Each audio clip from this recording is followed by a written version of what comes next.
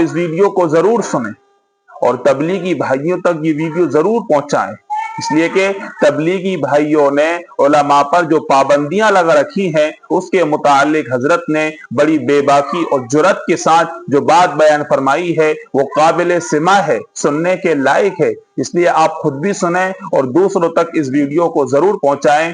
जो लोग इत्तिबाए सुन्नत के नाम से महबूब खुदावंदी बन जाते हैं तो फिर खुदा उन्हें गैरों के हाथ में नहीं जाने देता। ये बुनियादी तरीक़ा है इर्तिदाद से बचाने का।